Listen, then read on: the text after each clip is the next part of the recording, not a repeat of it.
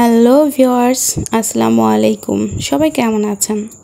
আশা করি সবাই ভালো আছেন। ও হ্যাঁ, সবাইকে ঈদ মোবারক। তো আসলে আমার আজকের ব্লগটা অনেক আগেই ভিডিও করে রেখেছিলাম, কিন্তু আসলে ঈদের সময় এডিট করা হয়নি, এই জন্য দিতেও পারিনি। তো এটা হচ্ছে আমার ঈদের দিনের ভিডিও। তো আমার উনি ঈদের দিন সকালে রেডি হচ্ছিলেন নামাজ পড়তে যাওয়ার জন্য। তো হয়তো ওনাকে বিদায় দিয়ে দেওয়ার পরে আমি চলে যাই সোজা চুলার কাছে। কোরবানির গোশত তো এখনও নিয়ে আসা হয়নি, তো ফ্রিজে কিছু মাংস ছিল, তো ভাবলাম কিছু মাংস রান্না করে রাখি, কারণ মাংস নিয়ে আসতেও অনেক দেরি হয়ে যাবে, কয়টা বাজবে তার কোনো হিসেব নেই। এসেই তো ওরাই তো বলবে কি আছে খেতে দাও, কি দিব। এই জন্য ভাবলাম ফ্রিজে কিছু মাংস আছে, রান্না করে রাখি, তাহলে কোরবানির মাংসটা যখন ইচ্ছে নিয়ে আসুক, কোনো সমস্যা নেই, পরে আবার রান্না করা হবে। আর এখানে একটি বিষয় কি, আপনারা অনেকেই দেখি বলতে পারেন আপু আপনি ঈদের মাংসতে কেন আলু দিয়ে রান্না করছেন। তো এটা হচ্ছে আসলে আপনাদের কাছে খারাপ লাগতেই পারে, কিন্তু একটা কথা কি জানেন তো, আমি আসলে গোশত আসলে আলু দিয়ে ছাড়া খেতে আমার ভালো লাগে না। তো আসলে এটা তো কোরবানির মাংস নয়, এই জন্য আমি ভাবলাম একটু আলু দিয়ে রান্না করে রাখি, তারপরে যখন কোরবানির মাংস নিয়ে আসবে সেটা তখন আবার এক্সট্রাভাবে রান্না করা হয়ে যাবে, তাহলে তো কোনো প্রবলেম নেই। এই জন্য আসলে আমি এই মাংসটা একটু আলু দিয়ে রান্না করছিলাম, কারণ আলু দিয়ে গোশত রান্না করলে আর যাই হোক রুটি দিয়ে খেতে অনেক বেশি মজা লাগে।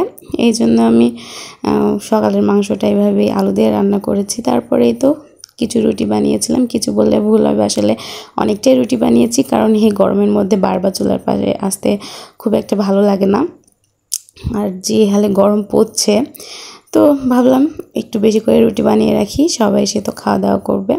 তো একটু বেশি করে রুটি বানিয়ে নিয়েছি এখানে।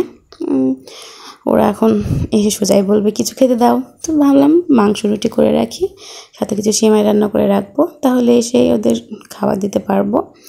তো এই তো এখানে আমার রুটি বানানো প্রায় শেষ, এদিকে আমিও না খেয়ে আছি সকাল থেকে। তো আমার রান্নাবান্না শেষে ভাবলাম একটু মাংস রুটি খেয়ে নেই, তারপরে তো আমি খেতে বসেছি। ওইদিকে আমার শাশুড়ি আম্মা একটু সেমাই তুলে দিয়েছে, উনিও আসলে সেমাইটা রান্না করার পরে এসে উনিও খাওয়া দাওয়া করবে। তো এই তো আমি খেতে বসেছি, আমার খাওয়া প্রায় শেষ। তারপরে ভাবলাম খাওয়া দাওয়া তো শেষই হলো, ফ্রিজে কিছু আমাদের একটি স্পিড ছিল, আমার এটা খেতে অনেক বেশি ভালো লাগে, তো এটাও খেয়ে নিলাম। আর কিছুক্ষণের মধ্যেই হয়তো মাংস চলে আসবে, প্রায় 12টা বেজে গিয়েছে, আসলে অনেকটা দেরি হয়ে গেছে, এখনও আসেনি। তো সময় হয়ে গিয়েছে, হয়তো বা এক্ষুনি চলে আসবে। আমার এটা খেতে অনেক মজা লাগে, খেতে খেতে দেখি এদিকে চলে আসছে মাংস।